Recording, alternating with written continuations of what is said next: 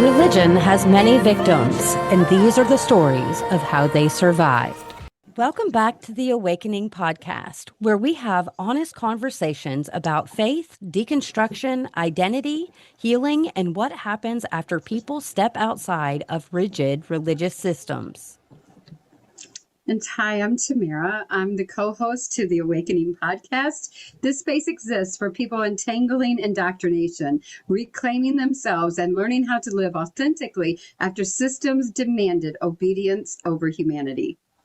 Today, we are joined by Josh, whose story spans missionary culture, evangelical indoctrination, pastoral family dynamics, ministry life, and eventually leaving evangelicalism after more than 2 decades in ministry. Josh now works as a licensed mental health therapist and coach, helping people expose and unlearn indoctrinating programs that still impact them long after leaving the systems. We are excited to hear more about his journey, his work, and the realities of what indoctrination actually does to people over a lifetime. Welcome in, Josh. We are so excited to have you here with us today. How are you doing? Are you looking forward to this? I am. Thank you guys so much for having me. We are so excited to have you, honestly, because we love it when people find us out in the wild and then they reach out to us and send us an email. So that is exciting because you found us organically, and we love that because that means that people are listening, they're sharing, other people's stories, and we are out here healing loudly together. We say that every single week. So I just kind of want to ask you and have you take us back to the beginning and describe what your childhood looked like before your parents converted to conservative evangelicalism. All the way at the beginning, huh? Um, yeah, so I was born into a pretty normal family. And I remember, I just have bits and pieces of my memories before my parents converted. So I remember as a kid, I loved Star Wars. I remember going to see the first Star Wars movie at the drive-in movie theater with my parents and, jumping behind the seat when Darth Vader came on the screen. And, I remember just being a kid who loved playing, loved superheroes and Star Wars. And then when I was about 5, one of my mom's relatives came to visit us, and that relative had just been to a Billy Graham crusade, Oh, wow. and she shared her faith with my parents. And I my parents say they were looking for something, and so they ended up converting to pretty conservative evangelicalism. It was like the 700 Club kind of Yeah. Oh, yes. evangelism. Yes. And so life began to change pretty quickly for that 5-year-old Oh, Josh. So yeah. I had gone to a public school kindergarten, but then first and second grade was at a Christian school. Church became a big part of our lives.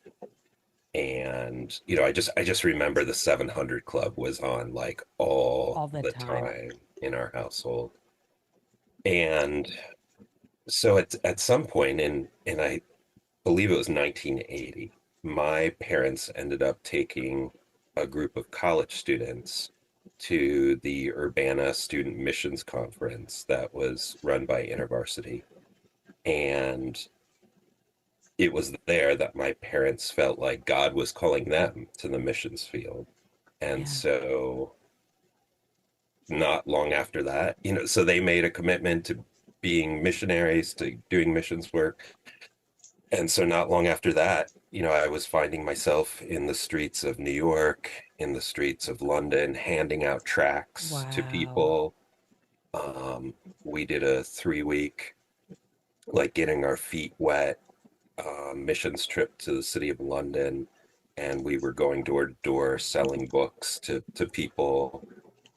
And after that experience, my parents felt like God was calling us deeper into missions work, and Yeah. so we moved overseas. My parents started working with an organization called Operation Mobilization, and their their European headquarters was in Germany, and so we moved to Germany for about a year and a half.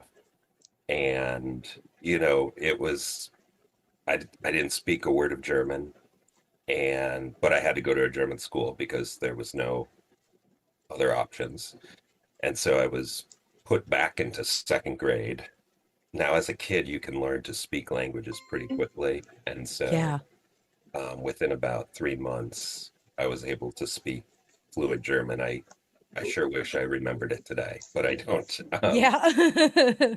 But so we lived in Germany for about a year and a half. And then I remember, uh, we sat down as a family, my brother, who is 2.5 years younger than me, and my parents. We had been away from the States for about a year and a half, and we had this decision to make. We could either go back to the States or the mission agency Operation Mobilization. At that time, they had two ships that sailed around the world, and they did ministry on board the ships, and they had a bookstore and partnered with local churches in the different cities that they went to. And so it was, do we go back to the States or do we go live on one of the ships? Yeah. And I have vague memory of this. I remember where we were sitting as a family, and I said, I think God wants us to go live on one of the ships. Oh, Of wow. course I was going to say that Yeah, because you're a kid, and that would yes, seem so cool for a little kid. that and you know, it was what I was to serve God, to Yeah, make his name known was what I had been told was the purpose of life. yeah. So when my parents converted, those Star Wars toys that I played with, those all went away. Star Wars was evil. Oh, The wow. comic books that I had, like they they all Yep. were given away or thrown away. Yeah. And I remember actually when we went to move overseas, we had it wasn't even a yard sale. We gave away all of our possessions to people in our church. And I remember like I had a stack of comic books and I put them outside for someone to take. And then I remembered, oh my gosh, I have that one Marvel comic issue with Thor, who's like a god, and he's fighting like the devil character in the Marvel universe. I can't let anyone else get that comic book. So I remember running out to grab it and throw it away so that no one would get it. Um, so we did end up Yeah. moving to the ships, and we actually ended up living on each one of the ships for about a year and a half each. So when Wow. my family lived on them, they were mostly in Europe and Scandinavia. So every 2, 3 weeks, we were in a new location, which, I mean, look, as a kid is just a incredibly unique way to grow up. I appreciate so deeply that I got to see more of the world and to really recognize that there is a world out there outside of America. And you just there was a school on board the ship, and a lot of our schooling involved, going to see the different cultural sites, historical sites. And Yeah. so I just remember like when I was in college, I took a lot of history classes, a lot of European history classes, and I was just like, I don't even have to study for these because like I've seen so much of You've this been there. history. Yeah. Exactly. Like for you, it would literally make that history just come alive. Now, what denomination was this through your church and through the organization denomination that your parents belong to that they have this ship? Because this blows my mind. This is the first time I've heard about being Yeah, able to I've live on never, a ship as a yeah, missionary. I've never Yeah. heard of it either. Like it's wild to me. Like I didn't, when you first started talking about it, I was like, they have ships for this? Like I've never heard of that. And like, They is It's it so do. like a big crazy. cruise ship? Is it like a Yeah. Yeah. with So other people of like faith and like mindedness? Do you have yeah. church on the ship too Oh yeah. So in their auditorium? um yeah, yeah, there was. I mean, we did a lot of that stuff. The Wow. Sailor of the two ships was the MV Logos, and that had a crew of about 150 people. And then the larger was the MV Doulos, and that had a crew of about 300. And Wow. so, it's made the crew is made up of people from like, 40 different nationalities. And so you get to live to grow up to see a wide variety of diversity and cultures. Yeah. And my dad's job on the ship was he was the chief steward, which meant that he was responsible for procuring all the food for the ships and Okay. like where people lived on the ships. He was basically like a hotel manager. Um, Yeah. and so yeah, so Fascinating. the big draw of the ships was that they had a bookstore on board, and so that bookstore got the ships even into some closed communist countries at that time. Um, but they would do a lot of open air evangelism in the cities and do programs with churches. And so, like I said, they were mostly in Europe and Scandinavia when we were on them. And so I have memories of, you know, the few times we got off the ships. I remember, walking in the forests of Norway and picking blueberries that were as large as quarters, and just, you know, in Finland getting to go to some of the saunas and jump into a lake, and just a lot of really unique experiences that I am grateful for, actually. Yeah, and that's really cool because a lot of time missionary culture often glorifies a sacrifice and the type syndrome. Um, at what age do you think you started internalizing that the belief that ministry was the highest purpose for a person to have and to maintain? Was it during those early days on the ship? Or did you see the shift immediately as a 5-year old and then was just indoctrinated to believe that that was the ultimate purpose? So I think so. I grew up in a family that was really excellent at telling stories. Like, some of my favorite childhood memories were with my grandfather, and he just told the best stories. And so as a kid, um, like I see that as I look back at me, that the stories that I loved, the worlds that I loved, the universes that I loved. Um, but right away after my parents converted, you know, I was given Christian comic books. I Yeah. was given, I don't know how, but like I read a lot of missionary biographies and a lot of stories that probably like weren't super appropriate for a 6 or 7 year old to be reading. But Yeah. I wanted to please my parents. I wanted to Yes. please the people around me. And I was praised for being mature. And uh, Yes. so I remember reading books like The Cross and the Switchblade. And, um, you know, and then so my parents, like I said, we gave away all our possessions, and then we moved to the ships, and they were full of people who had done basically the same thing. Yeah. And so this idea that um, ministry is the highest good that one can do with their life, that that grew over time. And I think the other thing that really impacted me is that the bookstore sold all Christian books, and Yeah. half of them were missionary martyr stories. And I read Yeah. probably, 70% of the books that were in that bookstore. And so missionaries, their lives they were heroes to me. Yeah. Yeah. My parents told me stories about, the missionaries that went to China and Jim Elliot and,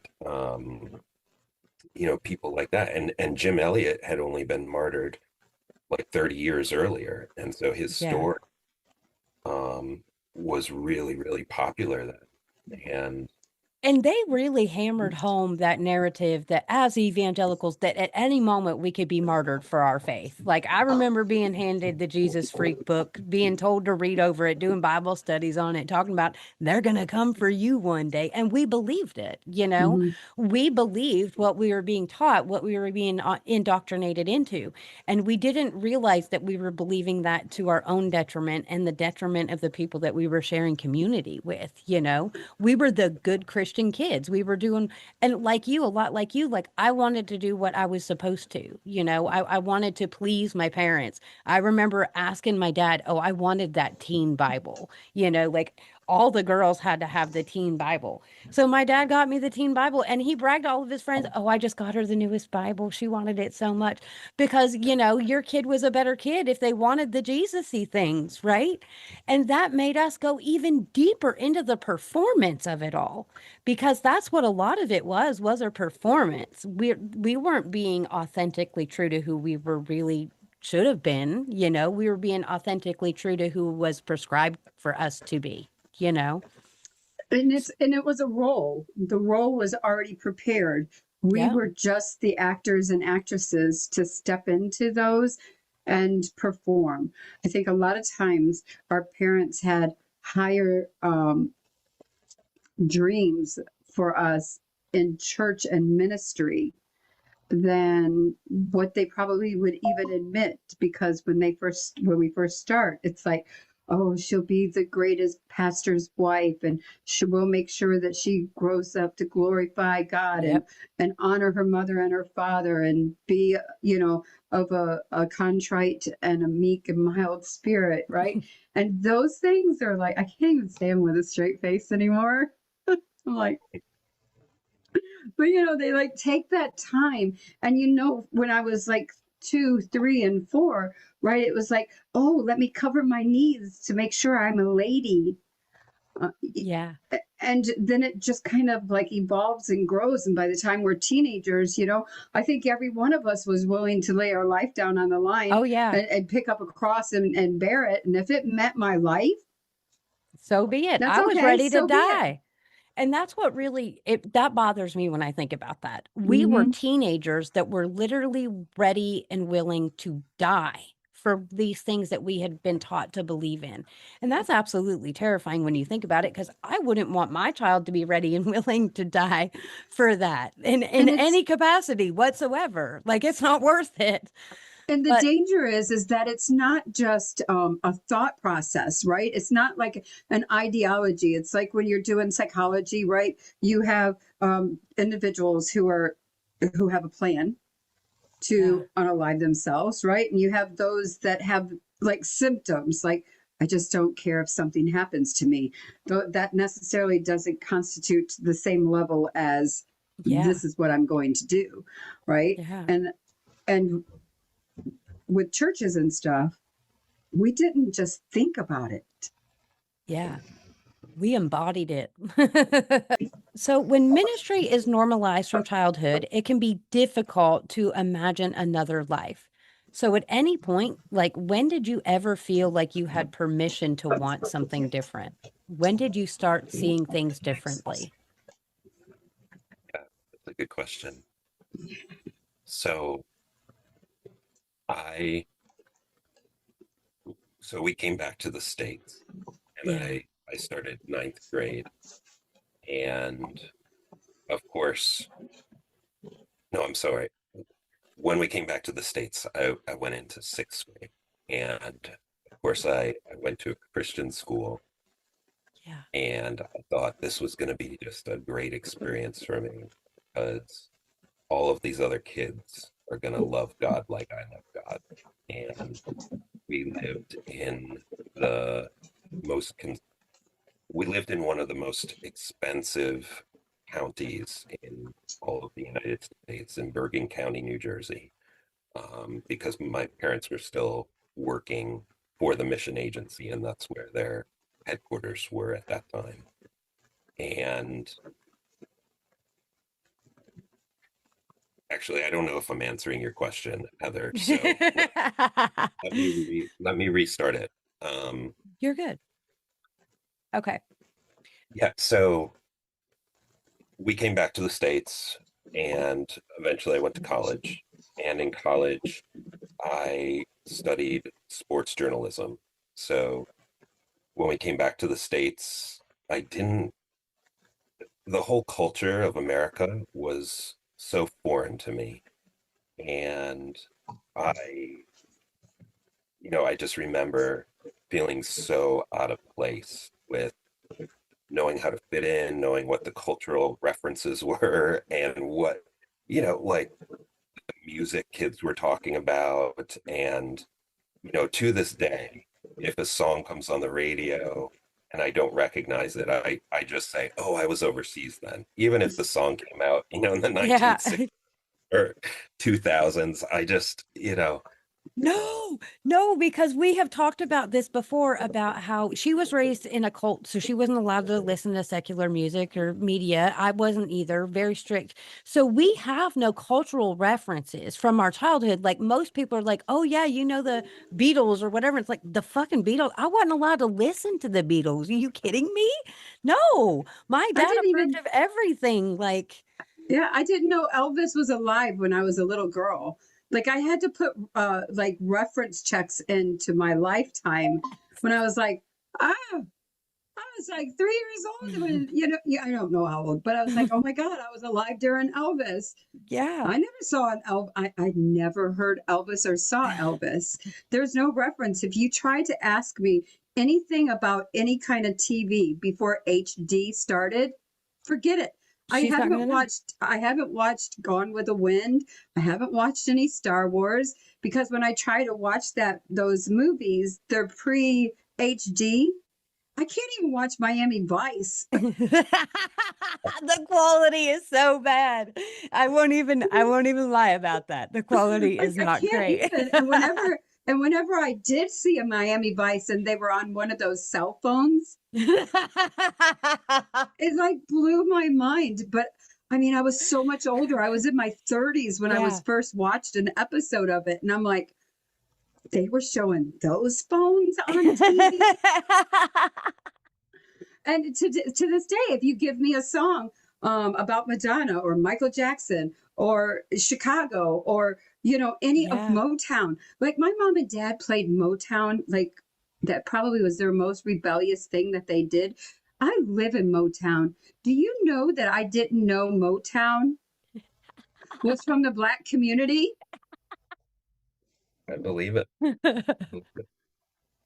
Yeah. thought everybody who sung Motown were white people.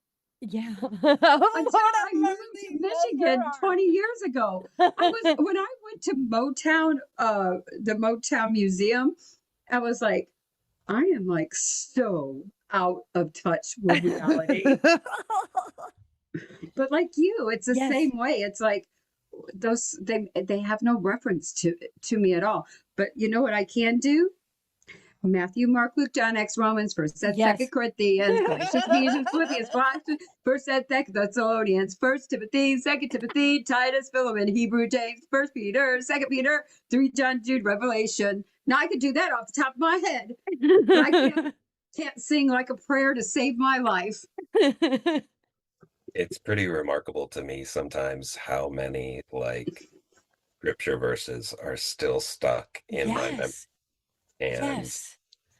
you And know, I like, can't remember what I ate last Tuesday, but I can recite those Bible verses like it's nothing. Like it doesn't make sense. And it's the one thing that I wish I could forget. Like, please let me Right. forget those verses. It's like one of those songs those catchy songs that you get stuck in your head and you're like, you're walking through work and you're like, I love you, you love me. And you're like, why am I singing Barney? I don't even have babies. You know what I'm saying? It's like 30 years ago and I'm still singing those songs, but it is so relevant, Josh, when people don't understand that it is really hard to do that. It's really hard. It was easy for me to say Noah's Ark, Yeah. not true. And it's really Adam and hard. Eve, not true. And it's Lot's hard to, wife, not true. yep. But it's really hard to exist in a world that you can't relate to either because you have nothing to go by but what it is that you've been indoctrinated to believe about yourself Oh my and the God. world around you. And I think that was the most frustrating thing for me was learning all the things that I had been lied to about the people that I shared community with that were around me, my neighbors, because we were taught to demonize so many different groups of people for so many different reasons and the most ridiculous things sometimes. And innocent people literally just slap a label on them because you watch secular TV or you go to the bar once a week and have some beers with your buddies. Like it's ridiculous stuff, but that was the stuff that would literally make us write them off and say that they're a sinner and you're going to hell in a handbasket. Therefore you can't be in community with me because now I view you as a threat because you're demonic. You could probably pull my family away from the fold. And it's just wild. And when you're outside of it, you can see that so clearly. You can see the manipulation, you can see the lies, but when you're in it, you can't. You can't. Yeah. Yeah, it's so true. You know, when we came back to the States, I went to a Christian school from sixth to ninth grade, and I thought, oh my gosh, like this is going to be a great experience. These kids are going to know the same God that I know. They've had Yeah. the same experience with God. They're going to love God. And instead, it was just a rich kids' school, like, and Yes. the parents sent their children there. Um, I wouldn't even say to get a better education, but like because they probably thought it was the right thing to do and they could afford Yeah. it. And so here is sixth grade Josh, knowing nothing about American culture, um, very innocently going into this new school thinking this is going to be great, and quickly discovering that the kids did not know God like I did. Oh, And wow. they all wore Ralph Lauren clothes, and I had missionary kid hand-me-downs, and Yeah. they did not take their faith seriously like I did, and was made fun of, bullied. It really was like a terrible 4 years of my life. And to be fair, my parents would ask me every year if I wanted to go to the public school. Yeah. And every year I said no because I was terrified of that, like Yeah. to be taught things like evolution and to be Yeah. rubbing shoulders with kids who weren't following God. And so yeah, I stayed.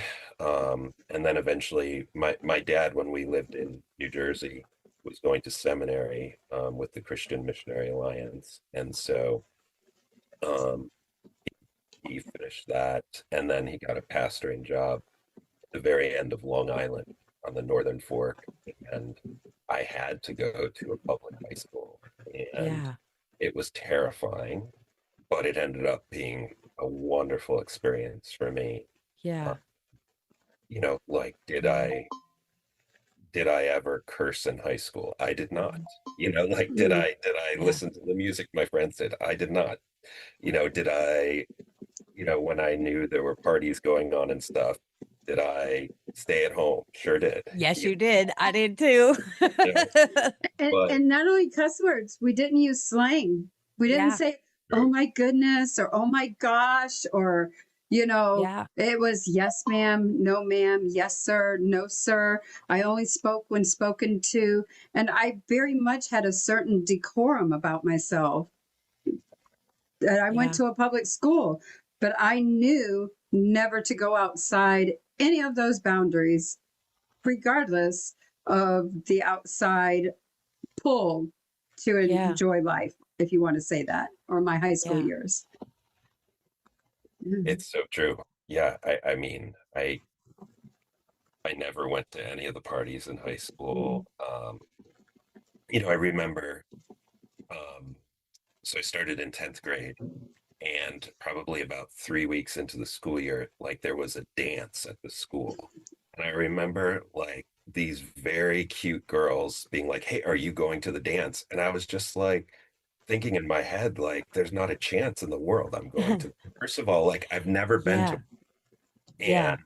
I one of the things that I learned in when we came back to the States and when I went to that school, I learned how bad it was to not fit in, how bad it Yes. was to stand out. And so actually, there was a stretch of time, actually for, you know, many years, I did everything that I could do to shed my missionary kid identity and to Yeah. be as American as I could be Yep. because I was made fun of, mocked. And so, like, you learn really quickly Oh, what yeah. you do to fit in. And for years, I think, like, so I feel like if not for the grace of the universe, you know, there's a multiverse in which Josh, um, never left the United States and, voted for Trump and was very into Yes. MAGA, because like I tried really hard to be as American Christian as I could for Yes. probably a good decade after we returned to the States. And fortunately, my exposure to the world um, helped me recognize that like that's not who I was. Yeah. But yeah, so anyways, high school, yeah, never went to any of the dances or anything. And to go back to your question, Heather, so when I went to college, I studied sports journalism. And the reality is, though, I was never ever going to go into sports journalism Yeah. because I had internalized the belief that ministry was the highest Yep. good in life. And how could I not have internalized that in the Yep. way because of how I grew up, because of Jim Elliot's, I read like Jim Elliot's journals. And of course that the Yeah. story, the quote that he wrote, he is no fool who gives what he cannot keep to gain what he cannot lose. Like your life is not your own anyways. Yep. So why would I try to keep it? I would give it to God. And if I lose it, like that's even all the better because it Yeah. means with God. And I was taught that there is no happiness to be found in this world. That Yes. everyone, like when they are pretending, like that they were just pretending to be happy, there's no real happiness. Happiness starts in the life to come when you're with Jesus. And Wow. I literally believed that. Embodied it too. Yep. I think a lot of us do. I know that I often will challenge Christians, right? I'm like, you. I haven't had one Christian ever ask me, "How is my life today? How are you living? What are you doing today?" That is something that you absolutely love and enjoy and are passionate about. But I can guarantee you, they all ask me, "Well, aren't you afraid of what will happen to you after you die?" Yeah. And I think it's so important because people don't understand is that life as a Christian, life as a human is meant to be lived. Yes. It is not meant Yes. to worry about what happens when you're no longer here to worry about what could happen. Yeah. And we get so stuck in deconstructing that I think, honestly, we forget Yep. to live. To And live. we're doing the same thing that we've always done is not live because we're confound we have this boundaries built into us, into our psyche, that we don't go any further than this, we don't have any more fun than that, we're not allowed to try this because ooh, Yep. we may have too much fun, and too much fun would be taking glory away from God.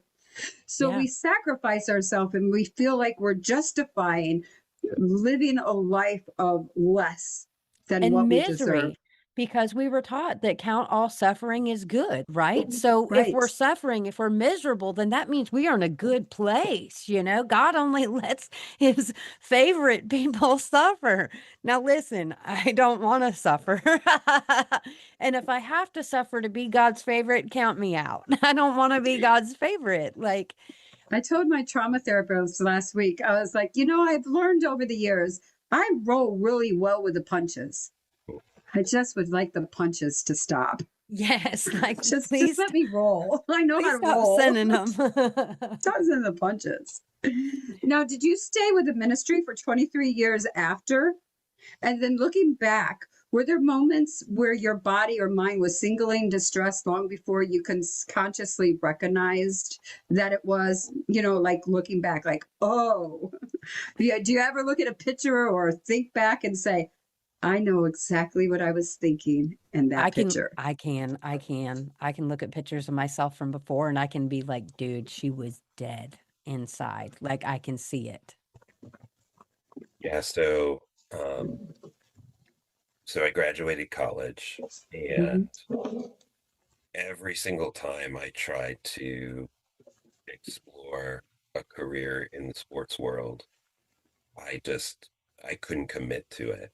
So I ended up having I had like an amazing internship where I took off a semester of school, went into New York City every day to work with CBS Sports, interning with them. That's the kind of internship that opens up doors. And Yeah. I, had interviews with the Buffalo Sabres, Buffalo Bills, the Baltimore Orioles, Baltimore Ravens, The and bears. not the Bears, but yeah, like I just found that there was something in me that was holding back. And Yeah.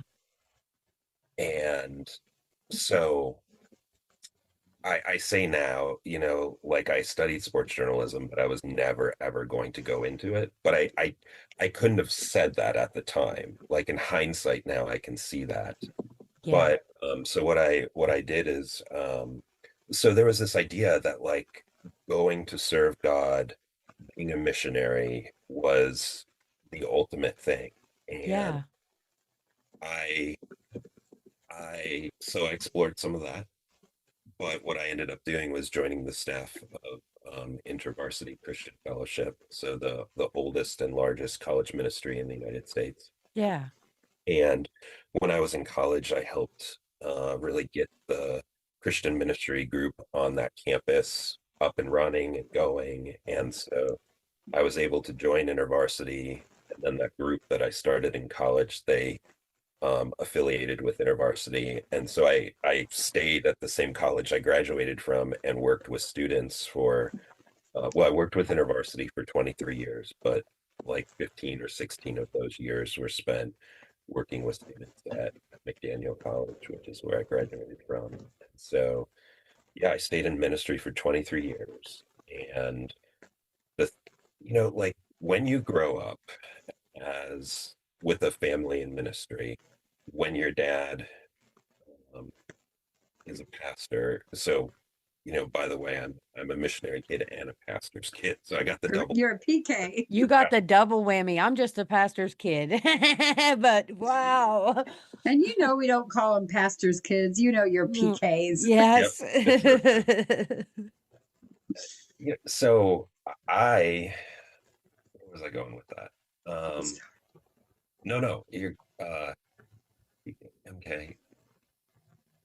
Yeah, okay. So I joined the staff of InterVarsity, and so that's where I was going. So there's when you grow up with a family in ministry, there's just lots of opportunities for people to treat you really shitty.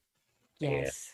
so, I just have these memories of in the mission agency, or when my dad, especially when my dad was a pastor, there are just ways that people, evangelicals, treated us really poorly. And so, when you join the staff of InterVarsity, you you're like a missionary to the college campus. And so you are responsible for raising 100% of your funding.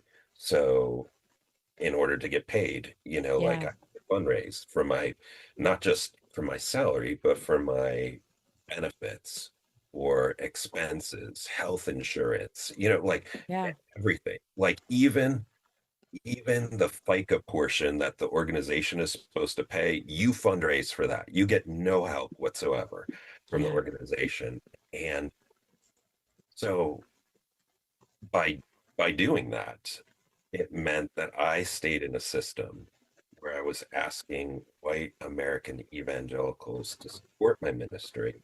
And these were many, like not necessarily the people who had harmed my family, but the demographic of people that had harmed my family. And so I stayed in a system for 23 years where I was dependent on white American evangelicals to support me financially. Wow. And, my first year in ministry, the budget that I had to raise was $45,000. And I remember, oh, I'm making $28,000. This is amazing. Uh, Yeah. by year 23, the budget I had to raise was $120,000, of which I saw like 60, 65 as a salary. And I remember thinking, oh my gosh, this is amazing, like to be paid that. Yeah. But like when you grow up with a family in ministry and then you and your family go into ministry, you experience a lot of shitty things too. And so there were just ways through the years that over time I began to like I stored a lot of stuff in my body, I think, as a Yeah. kid. And my family were they were excellent storytellers, but they were not good at emotions. And so like even when my brother and I returned to the States, there was no there was no debriefing that really happened. There was no like therapy to help us acclimate to this new culture. Yeah. There was none of that. And like as as a kid growing up on the ships, so one of the things that made the ships really amazing was that every 2 or 3 weeks you were in a new location. Yeah. But what was hard about that is that it also meant every 2 or 3 weeks you were getting to know people really well. Like you would go deep with these people that you would meet in these different ports.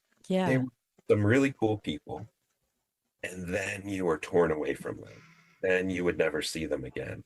And one of my, you know, most imprinted memories is anytime we left a port on the ship, what would happen would be the people that we ministered to, they would line the dock, and the crew of the ship would line one side of the ship as the ship pulled away, and we sang a song to each other. We sang this song, "For the earth shall be filled with the knowledge of the glory of the Lord as the waters cover the sea." Yeah. And it was like this promise that we were making to each other, like that we are leaving on this ship to go make the name of God known in all of the earth as the waters cover the sea, literally on a ship. Yeah. Um, and we won't see you again. But Yeah. like we will one day, and we're leaving because this is a higher purpose. This is, Yeah. this is what God calls us to do. And so, there was just lots of grief and loss that I think I experienced in my life. Oh, Even, yeah. even my parents moving us overseas, I was, as kids, very close with my grandparents, with my mom's sisters. And it was like, yeah, we're doing this because this Oh, is yeah. your calling. This is what God calls us to. And so, what I see now as I look back, as I learn more about a human nervous system, like I have I have a lot of loss, like Yes. grief around loss that has happened in my life. And it's really not been until the last few years that I've been able to explore it, understand it, Yeah. and um, so, look, long story short, there was just through the year, through the years, I tried to get out of ministry. Yeah. Probably a few years into it, I recognized I don't know if this is for me. And part of me too was like, wait, I don't know if working for an organization in the United States, I don't know if that's enough of a sacrifice. Like, Yeah. shouldn't it be overseas? I always felt that. I always Yeah. like I needed, to be in Africa or somewhere like that, and so there was this struggle that I felt internally, like I selling out by is my faith serious enough to minister to people in America? And Yeah. so there were times when I tried to leave ministry. I look back and there's like 7 or 8 things that I tried. And every time I got 2 or 3 steps down that path, it was like I was tethered to something. And the Yeah, rubber band pulling you back. back. Yeah. This idea that ministry is the highest good one can do with their life. And um, fortunately, I worked for about 15 years with a therapist, and a lot of it was spent. He created space for me to be able to ask questions Yeah. about my faith. And over time, as I gave myself permission to do that, Yeah. found that a lot of my questions had to do with like why do God's followers treat people so shitty? But also, what is this God who just I just felt like was using me, like Mm-hmm. was using the gifts and skills that I had because I was good at ministry, but Yes. I I was the person that like the other staff in the organization in the Mid-Atlantic would have me come and speak to their college Yes. groups and give the call to the gospel because I don't know what it was, but I was Yeah. able to articulate things in such a way that every time I gave the call, people responded. And And whenever these religious spaces recognize your gifts, your talents, your abilities, it doesn't matter whether it's musically gifted or artistically gifted or you're a gifted speaker, they will take those gifts and sponge them and use them to their own benefit until they've sucked you dry. And they do not care. And if the reality is if you end up in a scandal or you say something that they don't approve of, they will discard of you just as quickly as they picked you up and wash their hands of it like it's nothing because it's all about their own benefit to build up their version of what ministry is and to put more money in their ministry's pockets. It's crazy, but it's all exploitation. That's really what it is. I agree. And like that's what it felt like to me that I had this relationship with a God who was just using me and didn't Yeah. care about me because I pleaded for years with God, like, get me out of here. Like, Yeah. what else can I do? Can I do something else? And and I see now that in evangelicalism, I think you are taught to outsource everything. And so Yes. if you need joy, you go to Jesus. If you need peace, you go to Jesus. If you need forgiveness, you go to Jesus. You know, Yep. if you need to worship God, you go to church. So it's all externally based. At Yeah. no time, at no time do you ever learn that you can find those resources in yourself. In yourself. Yeah. Yes. And so I say that a million times a day in this deconstructing journey is that the minute you realize that the strength lies within, Yes. it's It impossible changes for anyone to everything. take that away from you. Yeah. And that thinking that outsourcing everything, like even for me, I couldn't even love myself until I was in my 40s. Like, because again, that was something that I outsourced, and just craziness when you think of all the power that you give away. Because, like, I couldn't make decisions without praying about it first, right? And getting confirmation, like, you have to pray about it, you have to get confirmation. Now I'm like, yeah, I just fucking make the decision. I don't have to stress about it. I don't have to go talk to a pastor about it. I can just decide on my own because I'm capable of doing that. But these spaces convince you that you're incapable of doing anything by yourself. And it makes you weak. It makes you cowardly. And you don't realize that though when you're in that system. In fact, you feel like you're stronger than what you actually are. You believe that you're more powerful than what you actually are, when in all reality, you don't have control over nothing. Right. My therapist asked me about 2 months ago, she gave me a packet of codependency. I don't think I'm codependent. I don't think there's anything about me that's codependent. And then I started reading that article, and it was about, uh, you know, all aspects of life, not just the way I think I portray myself to other people. And when I actually started like peeling back the onions, right, I was like, oh Mm. shit. Let me, this one is an ouchie, right? And to piggyback on what you said earlier with grief, we were allowed and taught to identify emotions.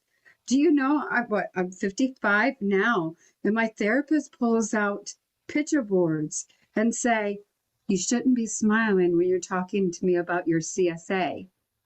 And I'm like, "I'm not. I'm traumatized. That's the way I've done it my whole life." She goes, "I know." She goes, "But in all honesty," she goes, "this is the same face I have seen while you tell me everything." Yeah. She goes, "And you don't even know how to take the mask down. You don't know how to grieve. You don't know how to say this is a loss. You don't know how to say you on Mother's Day, you're sitting here and realize you've never been wished a happy Mother's Day by the woman who brought you into the world, but she's the most godly woman in the church because Yeah. she stood by her man Yep. today. And here I sit, you're not going to get the good job, mama. Good job, girl. I'm proud of you. I see you do what you did. You don't get that when you leave high controlled religions and truly start deconstructing. Yeah.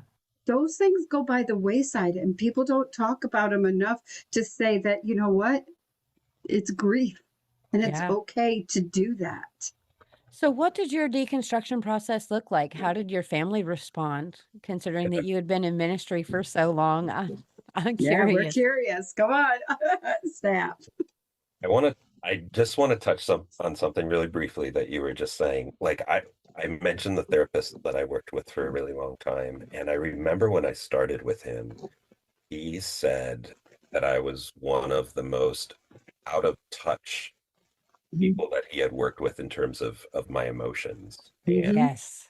like I can look back at that now and think and see that that was true. At the time, like I didn't even really know what he was talking about. Mm-mm. Uh, Yeah. because I think like going back to the idea of trusting yourself, trusting your own voice, like all throughout my childhood and like at every turn where when I could have made a step towards listening to myself, towards trusting myself, I was turned away from that.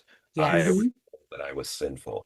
I was told Mm-hmm. I could not be trusted. Yep. I was told to lean not on my own No understanding, understanding. Yep. and so that Above all else, is, the heart is deceitful. yes, exactly. Like we were told all that Yeah. stuff. And when you are told that stuff, when you are turned away from listening to yourself, that is actually an affront to your humanity. Yes. Yes. That's an Absolutely. attack on your humanity. Yep. And,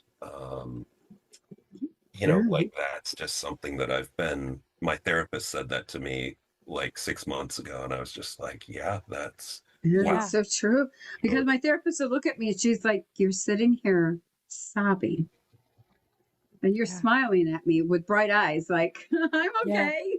Are you But okay? it's I'm because okay." we weren't giving permission to exist in the fullness of our humanity and be fully Right. human. We weren't. We were condemned from that. That's that whole looking within. We were told not to. So, when it comes to those checks that pop up, those red flags, we were taught to push that stuff down, to ignore that stuff, and eventually bypassing it just becomes so natural.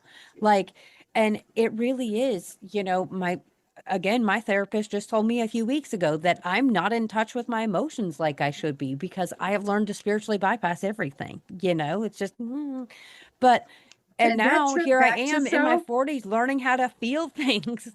That and, really sucks. and that trip back to your core and who you are is such a scary process sometimes Yeah. because with your nervous system, you're over here and you're okay with those adrenaline rushes. You're okay with those panic attacks. You're okay with that. And I told her, I'm like, but if I go over here, who am I if I no longer have this nervous system Yeah. directed me and making sure that I'm doing everything that I need to do? Yeah. And she's like, and that's the work you're doing. I'm like, oh, that's not any fun. No. I mean, I think, for me, I being in ministry, there were ways, times, moments that I was treated pretty shitty. Yeah. Not just by not just by people in the church, but also, like I don't think I was treated so well by the organization that I worked for as well. Yeah.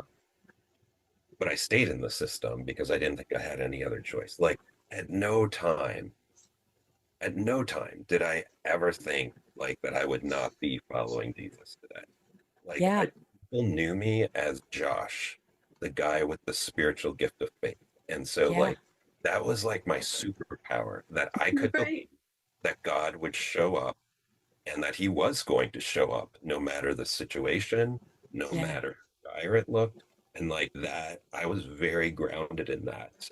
And, um, so when I started asking questions, when I started paying attention to my body, it was like, whoa, this is really terrifying Yeah. because it means like I based my whole life Yeah. on ministry being the highest good. I've based my whole life on, following Jesus, living for him, dying for him. And it just got to the point though where I couldn't go to church anymore.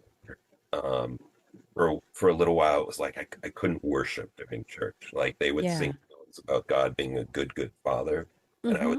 I changed the words. I was like, "You are not a good, good father." And That's when you know you're really yeah, deconstructing, when the worship music starts making you mad. yeah, And you're waving your fingers like you just don't care. You know what I'm no, saying? And you may not do it like out loud, right? But you realize that as your hands are going up, you're doing this to everything.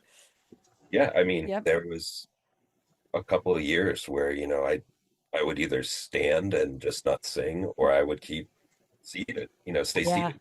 It was just like I cannot bring myself to worship this God that I feel like is only cares about making his name known Yeah. and at the expense of Of other me. people. Yeah. And Yeah. like I look back now and I see like I was asking God to save me, get me out of ministry.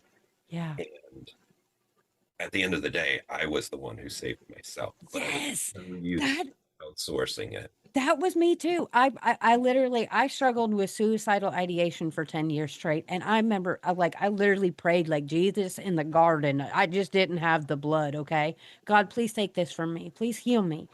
Begging God repetitively. And what saved me was me walking out of that church and not looking back. Like it really was. I saved myself. Not a single one of those prayers. And it makes me mad to this day because I could have been healed 10 years sooner. I could have been healed so much sooner. My children, they would have had a better childhood than what they did if their mother wouldn't have been so chronically depressed for all those years. And I'm still grateful that my kids still view me as a really good parent because I did the best I could, even though I was depressed. But it's very disappointing. To realize that how much more, not how much more of a mom I could have been without what I had to go through. Yes. But I often say that with my children, when I packed and left, and you'll understand this too, is that I was trying to protect them so much from everything that I had just gone through, right? That I realized that all of my struggles and sacrifices and everything were on my back. Yeah. And I was like bent over protecting my babies. So they never saw what I was doing. And sometimes that even is disheartening to me because I realize now that I could have been more honest with them. Yeah. I could have talked to them age appropriate what the struggles were that I was going through and what I was dealing with as a single mom, trying to do this all alone and trying to find a way to do this and trying to figure out if I was doing it right. And all Yeah. of those questions because I don't have a clue what a teenager is supposed to do. And not, and I didn't have a phone to pick up and say, "Hey, mom, you know what Beth did today? Is this Yeah. normal? What the Yep. heck is this normal? I don't know what to do." And I realized that I didn't have anybody. And then the people that were now around me were people who didn't know where I had come from. They Yeah. didn't realize that I had a mom that was alive, but I was excommunicated from and erased out of their life. I didn't explain that to anybody. So, thus, I didn't ask anybody around me if this was normal as well. And I Yeah. realized that I really did myself a disservice as a single mom and as a mom because I completely cut myself off from community, from connection, from being able to figure this out. And I found that the only person I would trust would be my therapist. So, a long time, my therapist was just doing week to week stuff with me to make sure I was doing, I became a STEP, a parenting teacher, to teach how to raise your children and what to do and how to do natural consequences and how to do all of that for court appointed, guardianships appointed people. So I would teach these classes. And in return, people didn't realize as I was teaching it, because I'm a good teacher, I was teaching myself. my, my kids were running me ragged because I didn't have a clue that that was normal behavior for teenagers. Yeah. So it's those kind of things with indoctrination that I find that I look back on and think, God, I wish I would have had that a Yeah. different look and been told that didn't have to be perfect, But didn't have to portray myself as with perfection, that my kids would understand my shortcomings and just me being a mom. Now, they love me dearly. These are Yeah. internal thoughts that I struggle with as a mom today. Yeah. I what I would say to both of you, and this is something that I have had to really wrestle with. I would say to all of us that we were doing the best that we knew how to do, Absolutely. Mhm. With best the that we knew tools how that to we do. were given and Yes, the information we had at the time, we really yes, did. Like, and now that we have better information and better tools, we're better human beings all the way around. yes. Like, and that's the one thing that I love about deconstructing because I have never met a person that has deconstructed that didn't end up becoming a better person than they Yes. were before they ever started. It changes your life, radically changes your life, but in the most incredible way you could have ever imagined, you know? It has opened Especially if up you things to me that I never thought were possible. right, especially if you truly deconstruct and go back to who you are and then realize that you have a foundation and that there is a belief, not a belief system, but that, you know, I'm very much uh the essence of be a secular humanism. I say that all the time. That became my foundation for me being Yeah, able to have the freedom to say I'm an anti-theist, feral atheist woman today. It's yeah, okay because I have been over my deconstructing journey, making sure I replaced my foundation. absolutely. And I'm not perfect, So it's not there we yet. always ask our guests this question as we start winding down the show.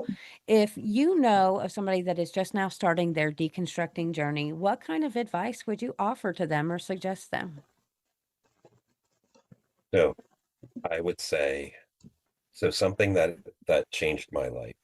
Um, even though I grew up on the missions field, even though pastor's kid, one of the things that I will always be grateful to InterVarsity for was that they were really good at teaching students how to study scripture inductively. Yeah, And when you study inductively, that's altogether different from how most typical evangelical Bible studies go, and even sermons. So in those spaces, what typically happens is you look at a scripture and you are told the interpretation. You are yeah, told how the pastor, how that person leading the Bible study interpreted it, and how you should apply it to your life. And that is 90% of the Bible study.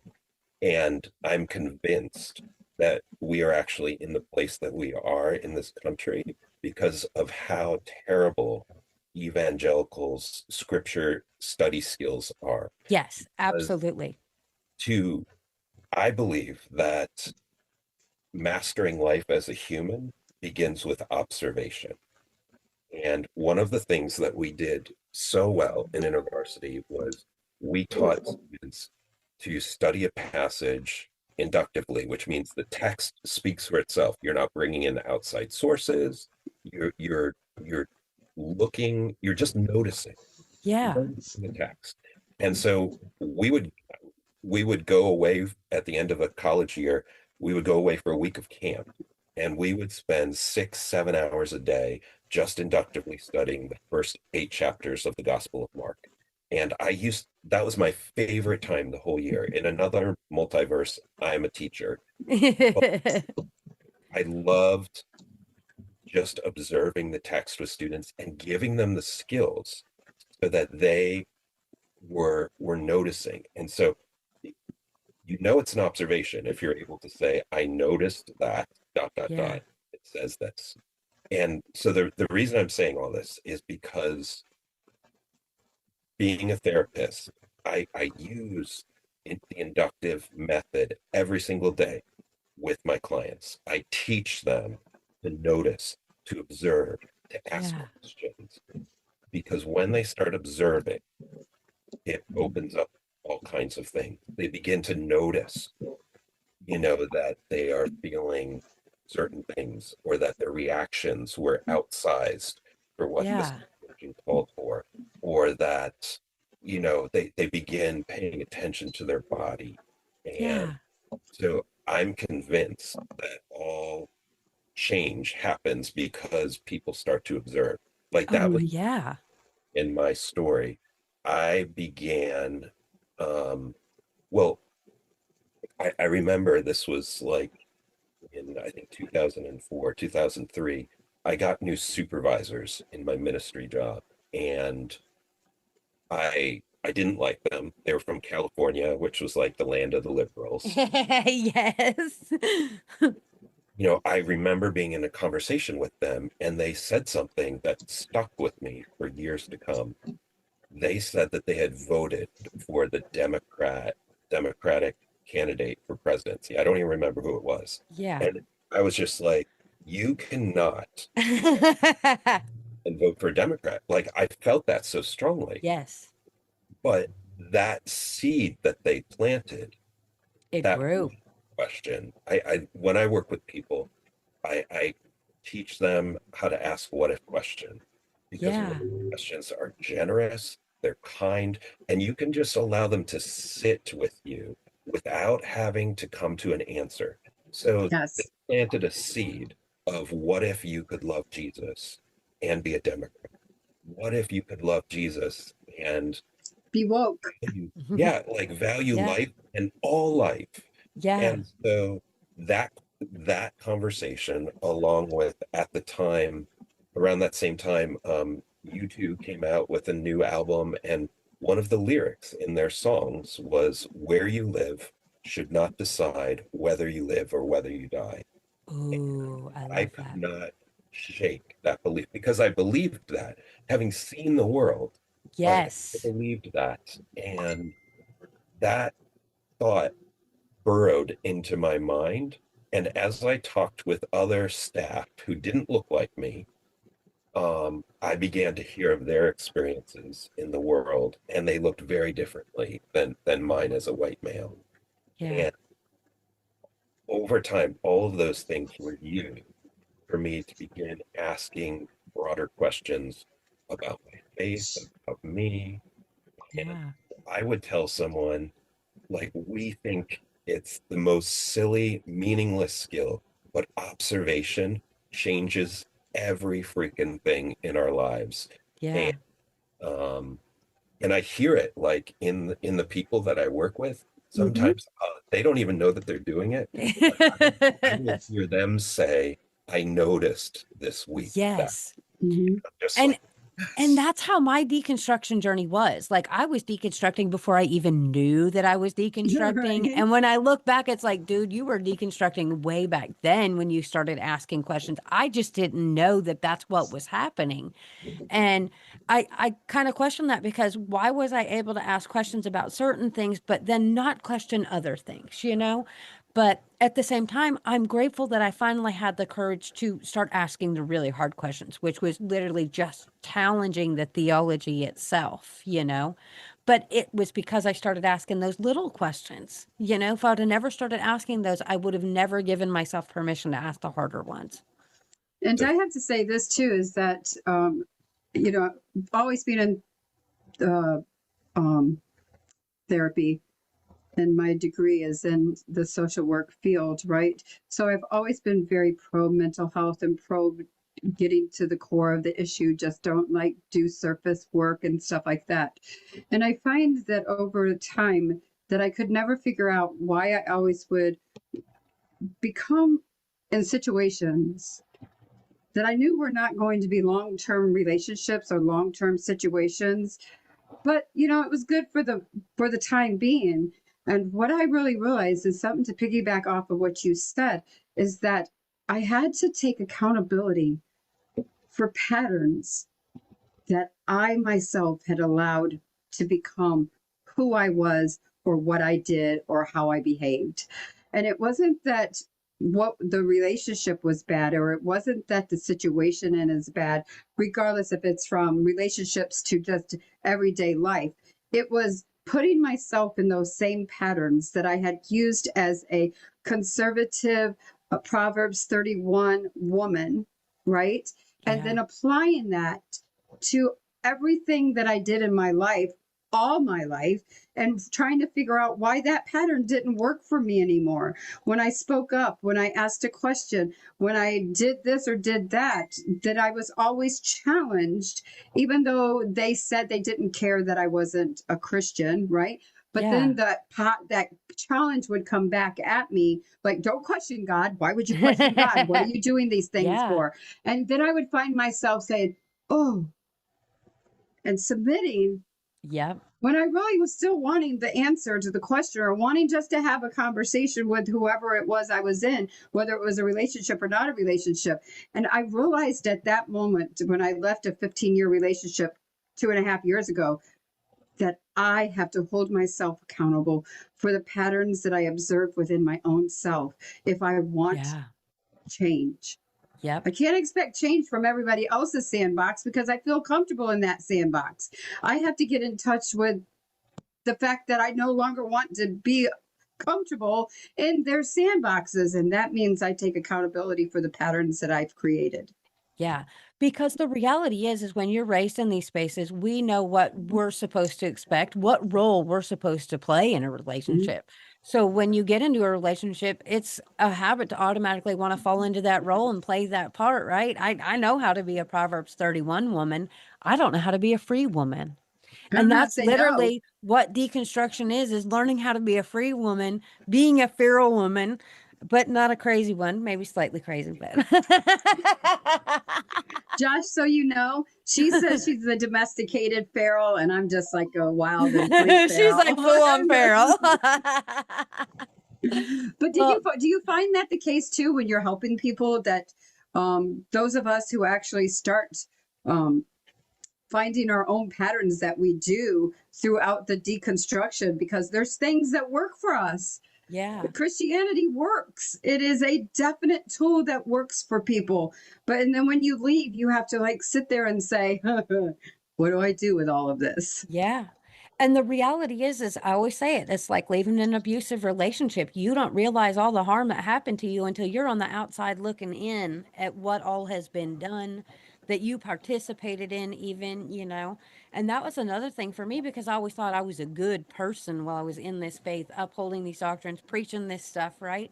And it wasn't until I come out that I realized all the harm I really had inflicted upon marginalized communities and things like that. And still to this day, I'm still out here doing work, having podcasts, talking about this as an act of repentance of sorts because of the harm that I participated in, you know, unknowingly, albeit, but still, it was still harm. And I'm And still Josh, oh, responsible for that. So, I'm go ahead. sorry. I just wanted to ask Josh, where do you find yourself today in your deconstructing journey? Um, Not that we ever care about labels, but it makes it easier for people to know where we've come and where we've gone.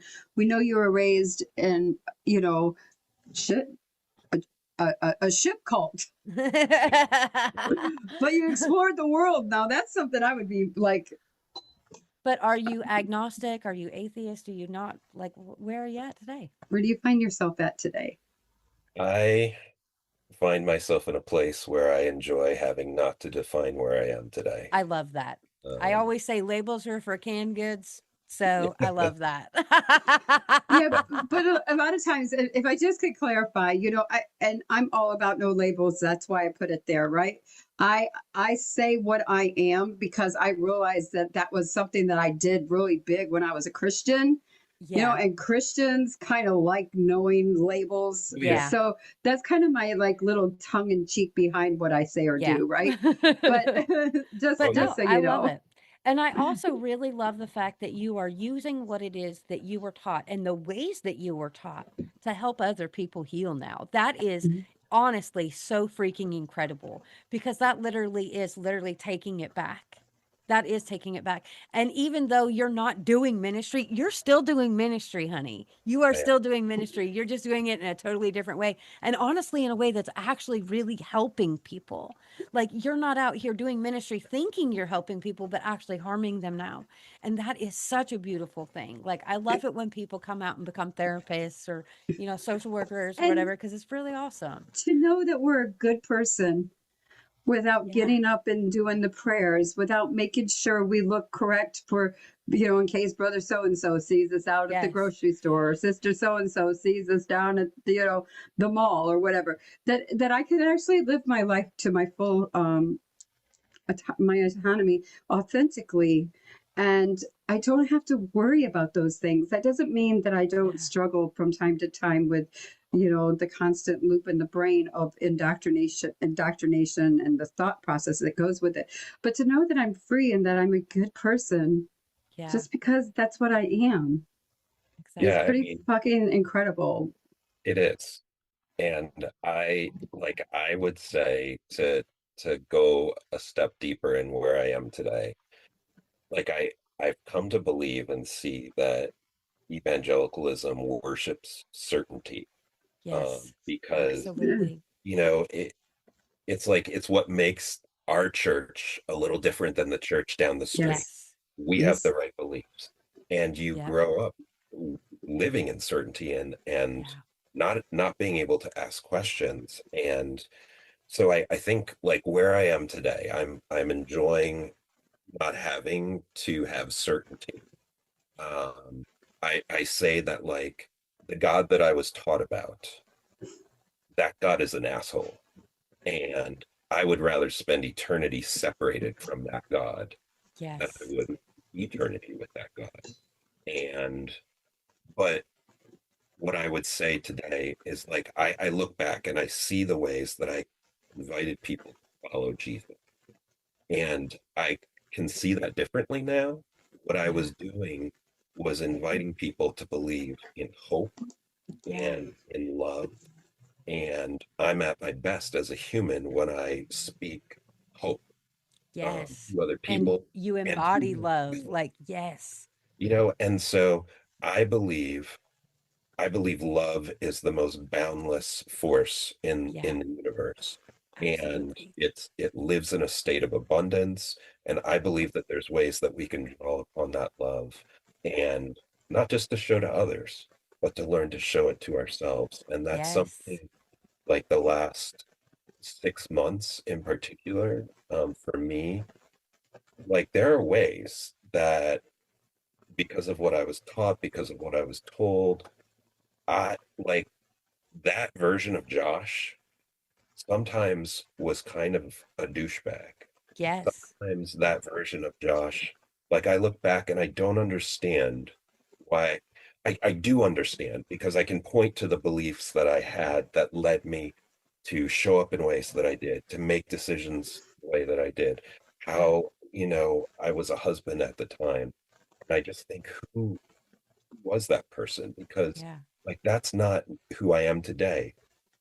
And the only way I've been able to get there has been by being able to first of all understand like what someone with my upbringing, how like I would say to anyone else if they had my upbringing, I would say to them, "Oh yeah, it makes complete sense Yes. that you would have said that, that you would have shown up in those ways, that you would have believed that." But then turning that towards myself is Yes. challenging. And Yeah. so I've been able to learn to begin to do that. And I find that that's a game changer because it allows me to be like, yeah, that Josh, sometimes he, perpetuated systems, Yeah.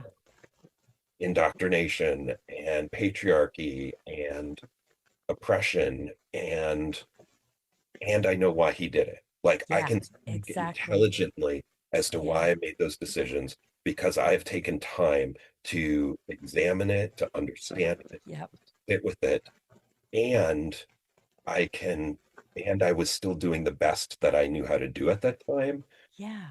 The best that I knew how to do at that time didn't always look so great. Right. Yes. So Yes. once I knew better, I was able to do better. And I'm always in a state of becoming. Like, Yes. Yes. We all um, are. We all yeah, are. like Yes. I will be unlearning things from my upbringing until the Yeah. day. And that's a Yep. commitment that I have Mm, made to Yes. myself, yeah. to whoever is in my life, that I will keep unlearning these things. Yes. That's why like my social media handle is the unlearning journey, because Yes. that is what I think is the ultimate like journey that I will be on, that so Absolutely. many of us are on. And like I've actually spent the last 2 years designing a course to help people unlearn the old programming code that exists in them, because you can leave a religious Yeah. system and But there's it doesn't leave you code. unless Yes, you do the work. You have to exactly. put in the work to get it to leave you. Yes. Exactly. And people don't understand. I think the hardest thing for my therapist to have told me was that when she looked at me and she was like, Jezebel. And I was like, what? That's my handle on social media. And I was like, what? She goes, do you know this isn't about waking up one day and being completely healed? And Yes. I Yeah. looked at her and I stopped and I was like, yes, it is. I want to get this done. I'm Yeah. tired. If I could share a personal conversation that I had with my therapist, I'm like, I'm done. I Yeah. can't do this the rest of my life. She's like, you don't have a choice. Yeah. And I thought, well, yes, I do. She goes, well, you do. It's either stay where you're at or change. Yeah. And obviously her and I are very close and have a very good relationship, okay? Um, but when I sat back and I looked at her, I was like, wow. I came back the next week and I was like, God dang it, you told me the truth. And she's like, about what? And I was like, I have been living my life to wake up and be done. Yeah. And the reality is that, when like with us, our brains, some of our brains were literally freaking rewired, right? That's what So, she was saying. yeah, It's it not doesn't like just that go easy to away. just think, oh, I'm going to be No. healed. This isn't a toothache. Yeah. This is a journey and this It's is a like my dad. lifetime. He'll always say, I just don't understand why she's talking about that. That happened when she was a kid. Well, Dad, it still lives in my body today. That still lives in my body today. When somebody walks into the room, I can tell you exactly what kind of mood they're in just by the sound of their footsteps. It still Mhm. lives in my body today. So don't tell me it happened back then, because it's still happening to me now. Yeah, yeah. Yeah. When you you say know? your nervous system remembers, Josh, you Yeah. Yeah. know this. It's like it could It's like, be it could be. There's certain days of the year I'll walk around and I'll be like, what? yes. Why? And then I'll be like, oh, Yeah. let me drive my ass home and close the door and Healing. not go back And outside that's what, today. healing is just an ongoing, It's continuous ongoing. process, right? And a deconstruction is too, because we're humans. As we get new information, we grow, we process that, we throw out the old, irrelevant information, we continue to move on. And so much of our faith told us not to do that. We were just regurgitating the same ideas over and over again. There was nothing new. The only thing new was a different way that the pastor put these scriptures together or put a different spin on it. But if it was new, then it was just more condemnation. Like, it's Hmm. crazy, And now It today, wasn't more, I'm growth. sorry. So, I'm oh, like, you're and fine. today what I do is that I realize that that feeling that I'm receiving in my body is not it's my nervous system telling me to flee or to fawn because that's what I do, right? Yeah. But it's a new experience. So I find myself when I'm teaching my nervous system something new, that I'm usually by myself so people don't think I'm crazy, but I say it out loud. Okay, Samira, this is brand new. Your Yeah. body's going to react with the same adrenaline. You must replace that memory of why you're doing that adrenaline rush Yeah. with this panic attack and with what's going on, to understanding that you're going into a brand new store to buy something brand new. I'm just using that as an Yeah. example, but it's something you've never done before. So this is going to be the feeling that your body is going to attach to it because it is fun. It is what you Yep. want to do. And I have found that it's the tools in my toolbox. It's not about me looking for the future and saying, I'm healed. Praise God, I'm healed. It's about, oh my God, I'm panicking going to the store today. Okay, Let's what do pull I out the need to tools. make sure I can make it to the store without Yeah. melting down? And do I know where the exit is if I have to leave? Yeah.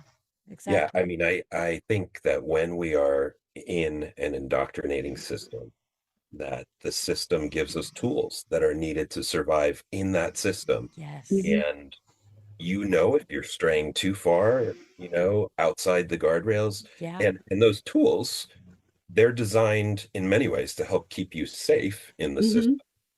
But once you leave, those same tools don't work so well. And No. so, I have a lot of people that I work with who whose toolboxes are largely empty Yeah. because they were never taught what it means to be a human. And Yes. so, when you're part of an indoctrinating system, you are taught what I call the programmed language of indoctrination. That's the shoulds, the shouldn'ts, the have tos, Yes. uh, the need tos. It's the judgmental language, and we are God. expert in beating ourselves up Oh, yes. because we've been a Absolutely. part of that system, because that programmed language of indoctrination lives in us.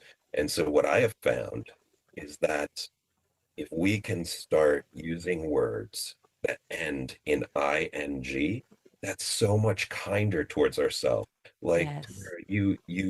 Tamara, we're doing that in some of the cases, but it's like, what if I'm learning that, healing is a journey?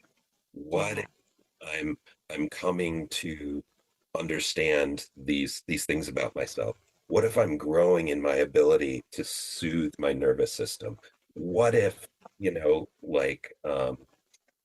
so that's a lot of the tools that I have Yeah. with, because those ing words, they don't expect you to arrive immediately. They Yeah. don't they don't sit in judgment of you either. And so that's one of the tools that I help people with, because Yeah. I think when you begin to really pay attention to how you treat yourself, talk about yourself, think about yourself, it's said that to be an expert in something, you need 10,000 hours of practice. Well, guess Yeah. what? If you were a part of a religious system, you have 10,000 plus hours of practice of beating Beating yourself, yourself up. judging yourself, Yeah. treating yourself harshly. And so if I worship anything today, it's kindness. And Mhm. Yes. like that is my highest value. And once I began to be able to turn the same kindness that I show to other people towards myself, I have found that that has been the biggest game changer in my own healing. And so, Yeah. like, also to go back to your question of what I would tell someone, I would encourage them to read the book Untamed by Glennon Doyle, Okay. because it's Glennon writes to women. It's a book Yeah. about women empowerment. It's a I story love about how her. she, Yeah. yeah, about how she falls in love with the woman. But no book has been more influential in my life since leaving evangelicalism, because there's things in that book that taught me what it meant to be a human. Yeah. And I love that so and much. that, like, I'm still growing in those skills myself. Yes. We Uh, are too, yeah, Yeah. It is a process, but I just, thank you so much for coming on to our show today, sharing your story with us. And you're our first missionary boat kid, I mean, that is still, I It still think was a it's ship. so cool. People Like, always call yeah, them boat, like, I but mean, like that we're is the ship. amazing. And I am just grateful that, you took the time to be with us today and share with us because, again, we're healing loudly together, one story at a time. And there is life after deconstructing and beautiful, abundant, healing life, right? A life that, again, I say this all the time, but I never thought that I could experience a life this rich or beautiful or fulfilling. So I'm just grateful that you're here. And to everybody that's listening, as always, if you guys enjoyed this episode, please hit that like button, subscribe so you never miss a show. We're back here every single Wednesday sharing your stories. And if you ever want to be part of this show, just shoot us an email at theawakeningpod@gmail.com. And thank you so much, Josh. I am really interested in the decoding words because if you don't mind, if we stay in contact, if you put that together, because I find that those things that you were talking about is exactly the things I struggle with. It's Yeah. the should haves, the could haves, the what Yeah. ifs, the my therapist has been working with me for almost 2 years now. And for 2 years, she'll ask me every Tuesday morning, so are you enough? And I'm like, Yeah. not this week. Yeah. Mhm. Still working Because on it. I mean, it's not that I don't think that I've made great achievements, but it's still not enough for me to be able to claim Yeah. that that's what I think every day for Yeah. myself. Healing is a lot of So small steps yeah. Yes. in more or less the same direction that add up over time. And it is truly a journey. And like those are a lot of the tools that I teach Mhm. people in the one-on-one work I do with them, but also, as I've worked on the course, which will be on the Unlearning Journey course.com. I use those tools. Oh, Like those are the cool. tools that I teach people Well, Make I because sure will we make have the sure, yeah, information and I so will we put can your links. advertise for Yeah. you. And yeah, I will definitely put your links in the show notes. We do that every single week. So I will share your stuff so that way our listeners can find you too and And check out the unlearning journey. Like that's yep, really incredible. yeah. I love resources. And if you have anything or a clips on it for us to share on our social media pages and help promote and share that. I think a lot of individuals get stuck in exactly what you were talking about right now, Yeah. especially those of us that are farther on our deconstructing path than just trying to figure out whether slaves were good or bad. If you understand what I'm saying, I'm Yeah. not saying that that's not something that's interesting for me, but I don't question anything in the Bible. It's all bad. It doesn't make Yeah. sense to me, right? But I do still struggle with the words and the patterns and the things that come along. And I know a lot of individuals that follow Heather and I feel that same way. So Yeah. anytime if you have a clip or something that you want it to be pushed out there, you could find me on all social media as Jezebel. I will promote it on our Awakening Yeah. podcast, on our Facebook pages, and in our deconstructing groups as well, because I belong to deconstructing groups that are pretty big. So that would Yeah. be awesome. And thank you yeah, so much for your time and taking that Yeah. time to share these things with us. Yeah. absolutely. I hope you have, a lovely rest of your day. Is there anything else you'd like to Yeah. say? Want you to have the floor. Go ahead.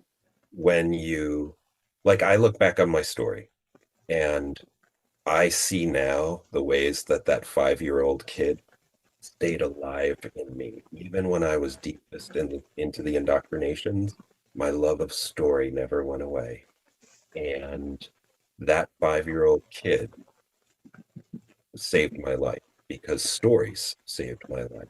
Yeah. Stories kept my imagination alive just enough that I was able to imagine a day of leaving the cold. And I believe that if we were to look at any of our stories, that we would see parts of us that stayed alive, that were asking questions, Yeah. and that eventually enabled us to leave. Because I believe that imagination is what stands opposed to indoctrination. Yeah. And imagination is also the first thing that's put to death when you're in an indoctrinating system. Yes. It tells you what to believe, who you are, Yep. gives you answers for everything, because the system knows that if you can begin to imagine leaving, it's a threat to the whole system. And Absolutely. yeah, I have put together a resource that just helps people think about, like, what was the part of them that stayed alive? What was the part of them that helped? Oh, And so yeah, I can send you guys a link to that resource. I'm getting ready to launch that Oh, cool. pretty shortly here. But yeah, I would imagine that if I heard your stories more fully, that we would be able to see ways that that imagination stayed alive, and it's a flicker. It's like a little ember in us. Yeah. It's so I close could to dying sometimes.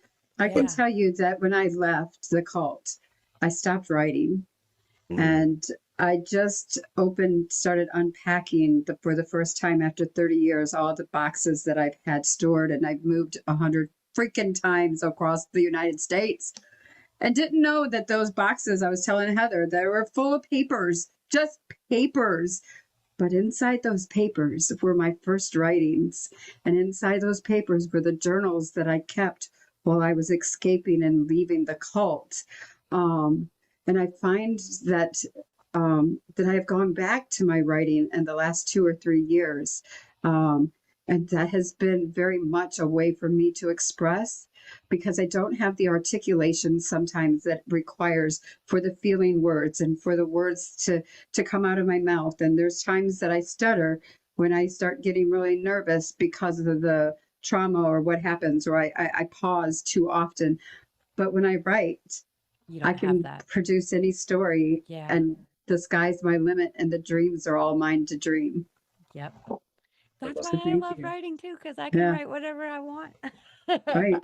And nobody tells me no, and nobody says that's not good, and nobody says I don't like this, and Yeah. nobody tone polices me. Nobody polices what I say or how I Yeah. say it or how I articulate it, or I don't get the eye roll like here she goes again. I can just put myself in paper, Yeah. and then, you know, look what look what comes out on the other side. So I absolutely believe that imagination It's huge.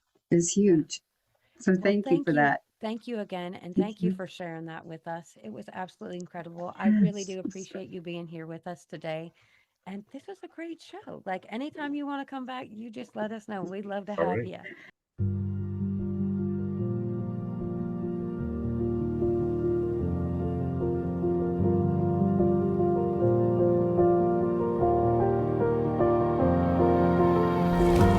If I drown, would you pull me back to you? Religion has many victims, and these are the stories of how they survived. The preceding podcast is solely owned by the host or hosts and is distributed by Big Media LLC. Copyright 2026.